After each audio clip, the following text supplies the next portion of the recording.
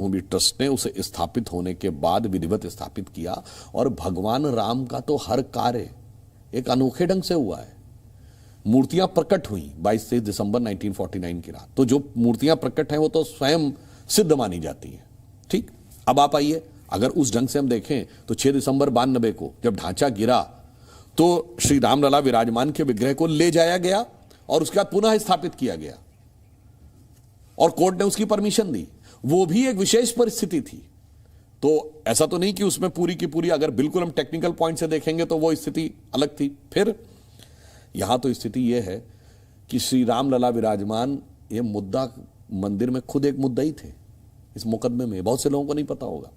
तो भाई, कभी शास्त्रीय विधान में तो भगवान कटघरे में खड़े ही नहीं होते, मगर भगवान ने अपने आप किया। तो इसलिए ये एक नया स्वरूप आ रहा है। जितना मैं उस पर कोई टिप्पणी नहीं करता। देखिए, वो उस विषय के जो लोग जानकार हैं वही उस विषय पे टिप्पणी कर सकते हैं, परंतु इस विषय पे श्री राम जन्मभूमि न्यास ट्रस्ट बेहतर बता सकता है। परंतु ये बहुत साफ दिखाई पड़ रहा है, अगर ऐसे हम बात कहें तो सोमनाथ के मंदिर की प्राण प्रतिष्ठा 51 अप्रैल में हुई थी। पूरा मंदिर बनके 65 में तैयार हुआ। और राम का कार्य तो, अयोध्या का विकास तो आने वाले वर्षों तक निरंतर होता रहेगा। मंदिर में अन्य स्वरूप भी होता रहेगा। अगर आप देखें तो जो उनके ट्रस्ट के चेयरमैन हैं नृपेंद्र मिश्रा जी, 7 और मंदिर बनेंगे उसी परिसर में, जिसमें वाल्मीकि जी का भी होगा, वशिष्ठ जी का भी होगा, और उसमें शबरी माता का भी होगा, निषाद राज का भी होगा, बहुत सारे ऐसे होंगे वहां के ऊपर। तो इस प्रकार वह कार्य तो होती रहेगी। मूल गर्भगृह यानी जहां पर स्थापित होना है, वहां के बारे में जो स्थिति है, जो राम जन्मभूमि न्यास ट्रस्ट ने कही, हम उसके अनुसार ही उस बात के ऊपर विश्वास करता हूं। सुधांशु त्रिवेदी, एक मर्मज्ञ, एक ज्ञाता, पढ़ने लिखने वाले व्यक्ति, एक पॉलिटिशियन, उनके राम कैसे हैं, उनके राम कैसे हैं? देखिए, मैं तो ये कहूंगा, राम वो हैं जो इतने विविध रूपों में हैं कि अगर आप देखेंगे तो वो समाज और अंतरात्मा से लेके बाहर तक सब कुछ उसी में दिखाई पड़ता है। जैसे उदाहरण के लिए, हम लोग उस जमाने में एक गीत गाते थे कि तन प्रभु राम का, मन प्रभु राम का, तो प्रेम से बोलिए जय श्री राम की। फिर हम कहते थे आस प्रभु राम की, श्वास प्रभु राम की, तो हर क्षण बोलिए जय श्री राम की। फिर आगे हम क्या कहते थे, लोक परलोक यही यही मोक्ष धाम है, तो हर क्षण बोलिए जय श्री राम की। मगर ये काम इतना आसान नहीं था। उस समय का शासन जिस क्रूरता के ऊपर था, तो हम ये भी कहते थे कि लोक परलोक यही यही मोक्ष धाम है, तो हर क्षण बोलिए जय श्री राम की। और शासन चलाए चाहे सीने पर गोलियां, परवाह नहीं कीजिए शरीर और प्राण की। आए आपदाएं विपदाएं भले कितनी, बनाएंगे हम मंदिर सौगंध श्री राम की। ये स्वरूप था। परंतु अब मैं बताना चाहता हूं, राम मूल शब्द में कहा जाए तो राम विग्रहवान धर्म है। राम शब्द का अर्थ है रमनते इत रामा, वह तत्व जिसमें संपूर्ण सृष्टि रमी हुई है। परंतु वो कैसे प्रकट होते हैं? जब वो माता कौशल्या के गर्भ में प्रवेश करके उनके पुत्र के रूप में आते हैं, तो कहा गया है कि व्यापक ब्रह्म निरंजन, जो व्यापक हैं ब्रह्म हैं, अविगत विगत विनोद, यानी जिनकी गति तक नहीं बताई जा सकती, सो अज प्रेम भगति बस कौशल्या की गोद। आध्यात्म वो ये है। और परिवार में वो एक ऐसे पुत्र हैं जो पिता के कहने के ऊपर वन में जाने को तैयार होता है, जबकि भाई भाई का गला काट के और बाप बेटा को मारकर गद्दी पे बैठने का उदाहरण है। यदि पति और पत्नी के रूप में देखेंगे तो अपनी पत्नी के लिए कहां तक जाके विश्व की सबसे बड़ी शक्ति से जाके लड़ जाते हैं। और यदि आप अपने वचन की दृढ़ता देखेंगे तो जब भरत जी उनको लेने के लिए गए और तब कैकेयी ने भी कहा कि मैं माता के रूप में अपने वचन के बंधन से तुम्हें मुक्त करती हूं, तो भगवान राम कहते हैं माता, यह आपका वचन नहीं था, मेरे स्वर्गवासी पिताजी का वचन था। अब वो पिताजी होते तो ठीक है, अगर पिताजी मुंह से कह के गए हैं तो रघुकुल रीत सदा चली आई, प्राण जाए पर वचन। अब सामाजिक में वो क्या संबंध देते हैं? देखिए, भगवान राम यदि केवल रावण का वध करने के लिए जन्म लिए थे तो बहुत आसान था। अयोध्या के राजा के रूप में जाते, अयोध्या की सेना लेकर रावण को मार देते, पर उससे धर्म की स्थापना नहीं होती। पहले राजा राम वनवासी राम बने, फिर निषाद राज का सम्मान, फिर माता शबरी का सम्मान, फिर सुग्रीव का राज्याभिषेक, अहिल्या का उद्धार, फिर वानर रीछ भालू, अर्थात समाज के उन कोनों में जिस तरफ किसी की दृष्टि भी नहीं जाती, उन सब जिनको सबसे अशक्त समझा जाता था, उनकी शक्ति को जागृत करके और सबको सत्ता में स्थान देने के बाद उन्होंने स्थापित किया। ये वो समाज के लिए संदेश देते हैं। और मैं एक और बात कहूंगा, राज्य के लिए क्या संदेश देते हैं? उन्होंने बाली का राज जीत के अपने में नहीं मिलाया, रावण का राज जीत के अपने में नहीं मिलाया और ना अपना कोई डिप्टी अपॉइंट किया, तो ना एनेक्सेशन किया, ना सब्जुगेशन किया, ना कोई ट्रीटी करवाई। यानी यह कहा कि भाई अपने अपने राज्य में और अपने अपने ढंग से धर्म का पालन करते हुए चलो। तो मुझे लगता है इंटरनेशनल डिप्लोमेसी में भी जो आज इतना कॉन्फ्लिक्ट दिखाई पड़ता है कि कोई देश किसी का एनेक्सेशन करना चाहता है, कोई सब्जुगेशन करना चाहता है। बहुत सारे कुवैत के ऊपर इराक ने अटैक किया था, कहा जाता है भाई तिब्बत चाइना ने कैप्चर कर लिया। अब अगर आप देखें तो वो आर्मेनिया को रशिया ने कर लिया, अब यूक्रेन पे लड़ाई है। इसका समाधान अगर दिखता है तो मतलब आपके हृदय के अंतर से लेके और वैश्विक प्रत्यंतर तक अगर आप देखेंगे तो सब चीजों की प्रेरणा देने वाले ये भगवान राम है। एक बात और समझना चाहूंगा, कैसे सनातन जो आज के दौर में, जैसे हमने कॉन्फ्लिक्ट देख रहे हैं यहूदियों का मुस्लिमों के साथ, इतना बड़ा इजराइल हमास का जंग चल रहा है, अभी भी खत्म नहीं हुआ, रूस और यूक्रेन का जंग चल रहा है। इस कॉन्फ्लिक्ट के बीच आपको कैसे लगता है कि सनातन वसुदेव कुटुंबकम की जो बात करता है वही को एग्जिस्टेंस सिखाता है, किस आधार पर? मैं आपको उदाहरण देता हूं। भगवान राम जब वनवास पूर्ण करके वापस गए तो तीनों माताओं के पैर नहीं छुए। उन्होंने सीता जी से कहा कि मंथरा के भी पैर छुओ। उदारता की यह पराकाष्ठा है। रावण जो मृत्युशैया पर पड़ा था, तब उन्होंने क्या कहा लक्ष्मण से कि यह बहुत बड़ा विद्वान है, इसकी मृत्यु से पूर्व इसका ज्ञान ले लो।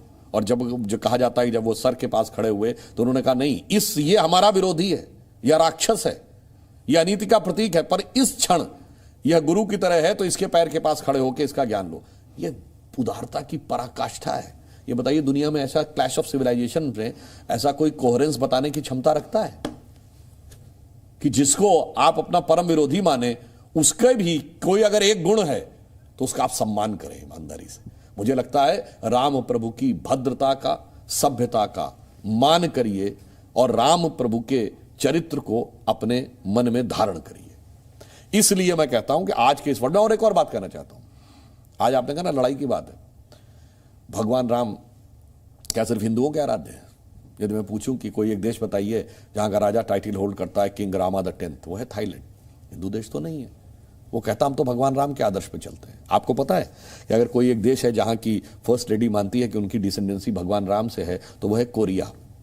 और कोरिया में जो माना जाता है कि आज से 2000 साल पहले अयोध्या की राजकुमारी सूर्य रत्ना थी और उनके जो वंशज हैं, आज लगभग 60 लाख लोग कोरिया में ऐसे जो मानते हैं कि वो उसी राजकुमारी के वंशज हैं। अब ये बताइए कोरिया में तो आधे से ज्यादा लोग धर्म को मानते नहीं। अब अगर आपसे पूछें कि अगर किसी एक देश के नेशनल ब्रॉडकास्टर के ऊपर पर डे रामायण आती है तो वह इंडोनेशिया, दुनिया का सबसे बड़ा मुस्लिम देश। पर अगर आपसे पूछें, अभी आपने इजराइल हमस की बात कही, तो वहां वेस्ट बैंक के ऊपर एक शहर है जिसपे मीटिंग भी हुई थी, राम अल्लाह। अल्लाह समझ में आता है, राम कहां से आ गया? गया हूं मैं वहां। सोचिएगा, फैराहों की डायनेस्टी में का जो सबसे प्रमुख राजा आता है उसका नाम है रामसे, RAMSES। ये कहां से आ गया? पूरे यूरोप में हरे रामा हरे कृष्णा मूवमेंट चला, ये कहां से आ गया?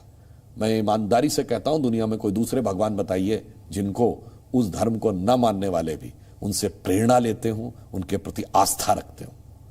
और उससे बड़ी बात, उनसे यह ना कहा जाता हो तुम हमारे धर्म में कन्वर्ट हो जाओ।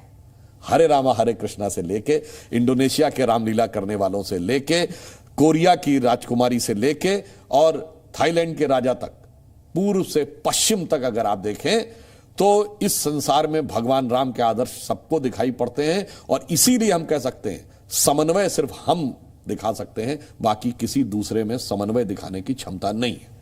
समन्वय, यही सबसे बड़ा शब्द था जो मैं आपसे जानना चाहता था। लेकिन यहां से थोड़ा सा आगे बढ़ते हैं और थोड़ा सा आगे बढ़ के मैं जानना चाहता हूं वो तमाम लोग जो यहां पर सेक्युलर कम्युनल पॉलिटिक्स, ये फ्लेवर 2019 में नहीं था लेकिन इस बार दिखाई पड़ेगा क्योंकि अयोध्या में रामलला आ गए हैं। धर्म का राजनीति में इस्तेमाल नहीं होना चाहिए, राहुल गांधी ने कहा, और बीजेपी धर्म का राजनीति में इस्तेमाल करती है, भगवान राम के नाम पर वोट मांगती है। क्या कहेंगे आप? देखिए, पहले तो मैं पिछले वाले में एक बिंदु और ऐड करना चाहता हूं जो आपने कहा दुनिया को आदर्श देंगे। अटल बिहारी वाजपेयी जी की बड़ी प्रसिद्ध कविता है हिंदू तनमन हिंदू जीवन रग रग हिंदू मेरा परिचय। उसका जो लास्ट स्टेंजा है, लास्ट छंद, वो दर्शाता है कि जब भगवान राम के आदर्शों के अनुरूप भारत आगे बढ़ेगा तो क्या संदेश देगा। उन्होंने कहा होकर स्वतंत्र मैंने कब चाहा मैं कर लूं जग को गुलाम, मैंने तो सदा सिखाया है करना अपने मन को गुलाम। गोपाल राम के नामों पर कब मैंने अत्याचार किया, कब दुनिया को हिंदू करने घर घर में नरसंहार किया, कोई बतलाए काबुल में जाकर कितनी मस्जिद तोड़ी। भूभाग नहीं शत शत मानव के हृदय जीतने का निश्चय, हिंदू तन मन हिंदू जीवन रग रग हिंदू मेरा परिचय। अब आपकी बात का जवाब देता हूं। जो कहते हैं राजनीति, मान्यवर, मैंने तो आपसे पहले ही कहा, राजनीति का मैंने पूरा उत्तर दिया कि भारत की नीति जो बृहस्पति राज धर्म सूत्र से शुरू होकर चाणक्य के अर्थशास्त्र से होते हुए महात्मा गांधी के राम राज्य तक आती है, मगर इस राजनीति की विशेषता जानते क्या है? जिसके हाथ में जाती है वैसी बन जाती है।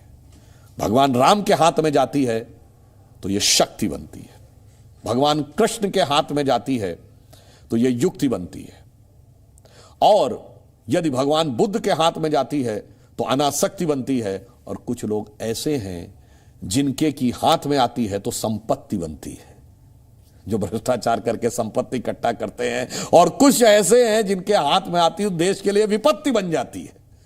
तो ये जो विपत्ति कारक लोग हैं उन्हीं को भगवान राम की शक्ति में कुछ और नजर आ रहा है। इसलिए मैंने कहा राजनीति किसके हाथ में है उसी के अनुसार रहती है। और आपने देखा कि जब से मोदी जी की सरकार आई है, जो हम भगवान राम के उन आदर्शों से क्या प्रेरणा ले रहे हैं।